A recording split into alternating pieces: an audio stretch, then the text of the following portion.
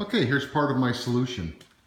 Here's the frame that I built with the bearings, and these channel irons are going to go on each side of those timbers that you see on both sides of it.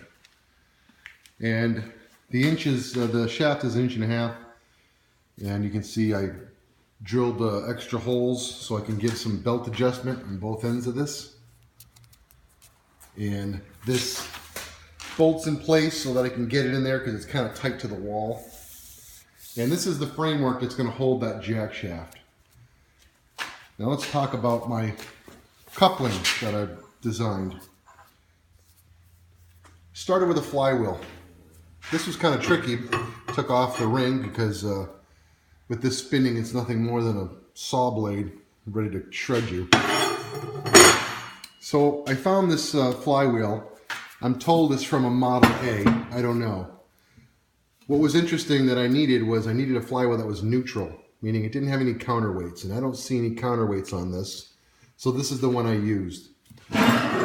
First thing I did was I used this hole as a register, and I was able to use my DOR and my Bridgeport and drill 6 equally spaced holes all the way around it. What those are going to hold are these. 6 of these. I'm probably going to start with just 3, but these I got off a McMaster car. They're isolators. This particular stud does not go straight through as you'd think. They're separate. In fact, this unit here has a shear load or shear rating of 160 foot-pounds, meaning that this stud here on one end will deflect 1/4 of an inch beyond the other one at 160 foot-pounds. So it's designed for shear load. So these, I'm going to start with 3. We'll just thread into the holes.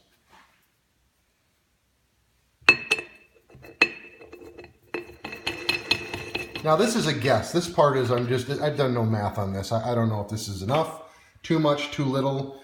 The circle is a bolt circle that I've drilled is 7 inches. So although they're rated for 160 foot-pounds, that's at 1 foot.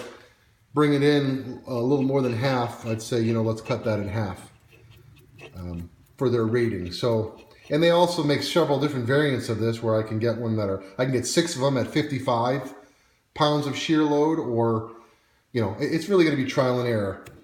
Now the belt will probably take up a lot of it, but this will take the rest of it out. So now, what I built besides that is this piece. I'm going to try and pull it off, but this is basically a piece of drawn over mandrel tubing.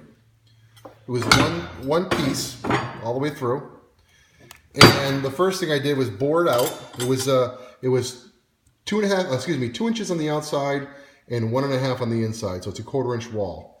And the shaft is 1.5 inches, so I had to bore it out 25 thousandths so that I can install these iron, bronze, and copper oil impregnated bushings, and I drove them in there on each end so that basically it'll just slide.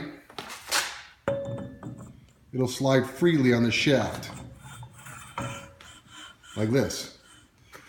Now these holes you see, this is welded to the shaft, so this particular part of the shaft is designed to spin freely. I've cut a keyway in here so I can lock this pulley to it. So the engine's going to drive this assembly, and these holes are going to line up with these rubber, and they're going to drive this shaft by these holes here, and that's going to dampen it. One of the other things I had to build was I built this bushing here that's going to obviously go onto the shaft. And what it does is I made it fit here. So I can line up the holes, bolt this to it, and this is going to be mounted and keyed to the shaft. So let me get this together and I'll show you the next video.